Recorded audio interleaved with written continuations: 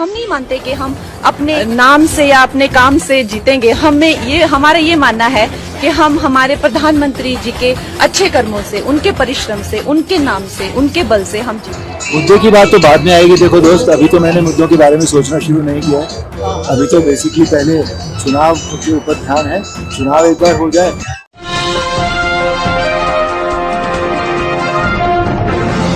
साथियों नमस्कार, मैं हूं नीरज पटेल और आप देख रहे हैं नेशनल जनमत। ये कोठी देख रहे हैं, मेरठ के कैंट क्षेत्र में स्थित इस कोठी का नाम है सहरावत हाउस। मेरठ से भारतीय जनता पार्टी के हवाई प्रत्याशी अरुण गोविल इसी कोठी में चुनाव के दौरान रहा करते थे। ये कोठी इस बात का सबूत है कि नेशनल जनमत विरोध करने के लिए विरोध नहीं करता, बल्कि अगर कोई बात कहता है तो पूरा तथ्यों के साथ। अब इस कोठी पर पसरा हुआ सन्नाटा चीख चीख करके कह रहा है कि नेशनल जनमत ने बिल्कुल सही मुद्दा उठाया था। और यह बात मैं नहीं कह रहा हूं, दैनिक भास्कर की रिपोर्ट कह रही है कि जैसे ही 26 अप्रैल को मेरठ में मतदान हुआ, वैसे ही अरुण गोविल अपने परिवार समेत ये कोठी छोड़ करके मुंबई के लिए निकल लिए। कोई ठोस वजह भी नहीं बताई, बोले जरूरी काम से जाना पड़ रहा है। किसी भी पार्टी के कार्यकर्ताओं के लिए इस तरह के प्रत्याशी एक कलंक की तरह हैं, क्योंकि पहले तो वो जमीनी कार्यकर्ताओं का हिस्सा मारते हैं। अरुण गोविल अगर बीच में ना आते तो संभवतः राजेंद्र अग्रवाल को टिकट ना भी देना होता तो किसी स्थानीय कार्यकर्ता जिसने बीजेपी के लिए जी तोड़ मेहनत की होती उसको टिकट मिलता। लेकिन ऐसे हवाई कैंडिडेट को टिकट मिला, जिससे बार बार एक ही सवाल किया गया कि किन मुद्दों के आधार पर चुनाव लड़ रहे हो। बोले मुद्दे नहीं पता है, चुनाव बाद देख लेंगे, फिलहाल तो मुझे मतदान कीजिए। मुद्दे की बात तो बाद में आएगी। देखो दोस्त, अभी तो मैंने मुद्दों के बारे में सोचना शुरू नहीं किया है। अभी तो बेसिकली पहले चुनाव के ऊपर ध्यान है। चुनाव एक बार हो जाए फिर सबके साथ मिलके बैठेंगे, उनकी प्रॉब्लम सुनेंगे। खैर, मतदान के बाद मेरठ से एक खबर आ रही है कि अरुण गोविल की राह इतनी आसान नहीं है। समाजवादी पार्टी यानी कि इंडिया गठबंधन की प्रत्याशी सुनीता वर्मा ने कड़ी टक्कर दी है, क्योंकि सामान्य सीट पर एससी समाज की कैंडिडेट उतारी गई थी। अखिलेश यादव का यह दांव यहां चलता दिख रहा है और सीधी टक्कर बीजेपी और समाजवादी पार्टी में है। बहुजन समाज पार्टी के देवव्रत त्यागी लड़ाई में ही नजर नहीं आ रहे हैं। बहरहाल 4 जून ही तय करेगा कि यहां की जनता ने इस हवाई प्रत्याशी को चुना या नकार दिया। लेकिन अभी कई चरण और बाकी हैं। इसी तरह के एक हवाई प्रत्याशी हैं हिमाचल प्रदेश की मंडी लोकसभा से कंगना राणावत। सिर्फ इतना उनको पता है कि वो जय श्री राम के नाम पर या मोदी के नाम पर चुनाव लड़ने आई हैं। जब उनसे स्थानीय मुद्दे पूछे जाते हैं तो कहती हैं, हम अपने दम पर नहीं, मोदी के चेहरे पर चुनाव लड़ रहे हैं। हम नहीं मानते कि हम अपने नाम से या अपने काम से जीतेंगे। हमारा ये मानना है कि हम हमारे प्रधानमंत्री जी के अच्छे कर्मों से, उनके परिश्रम से, उनके नाम से, उनके बल से हम जीतेंगे।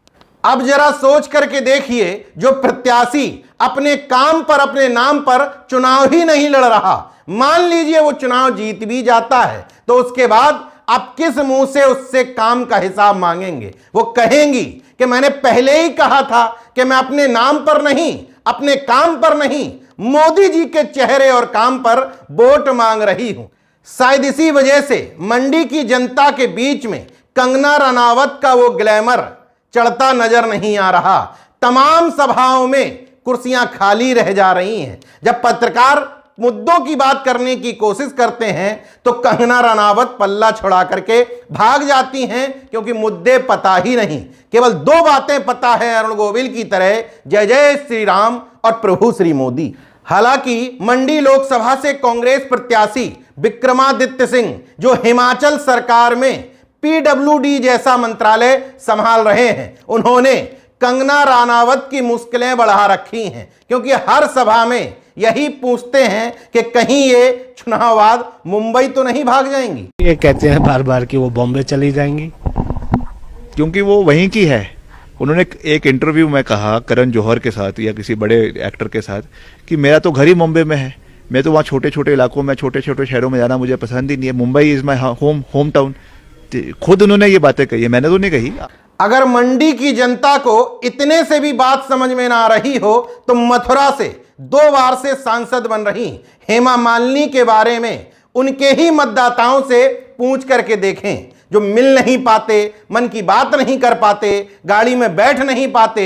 यमुना बहती हैं मथुरा में, लेकिन बताती हैं कि मैंने गंगा नदी से पानी पहुंचवा दिया है। मुद्दों के बारे में पूछो तो एक आध काम बताने के बाद कहती हैं इतने काम करवाए, ज्यादातर याद नहीं है। हालांकि मैं तो कहूंगा मथुरा की जनता ही क्यों, रवि किशन के क्षेत्र की जनता, निरहुआ के क्षेत्र की जनता, मनोज तिवारी के क्षेत्र की जनता से भी पूछ लेना चाहिए कि आपके माननीय सांसद जी संसद में या क्षेत्रीय जनता के कामों के लिए कितने उपलब्ध और कितने समर्पित रहते हैं। कहीं इसी तरह का कैंडिडेट मंडी की जनता को नसीब ना हो जाए, इसलिए हेमा मालिनी का चुनाव, अरुण गोविल का चुनाव तो बीत गया, लेकिन मंडी में 1 जून को मतदान होने हैं। वहां की जनता को यह समझना चाहिए कि स्थानीय मुद्दों को समझने वाला प्रत्याशी चाहिए या इस तरीके से धर्म की आंधी में लोगों को बहका करके ग्लैमर का तड़का लगाने वाला मुंबईया प्रत्याशी। देखते रहिए नेशनल जनमत, जागरूक और सजग बने रहिए। जय विज्ञान, जय संविधान, जय लोकतंत्र। धन्यवाद।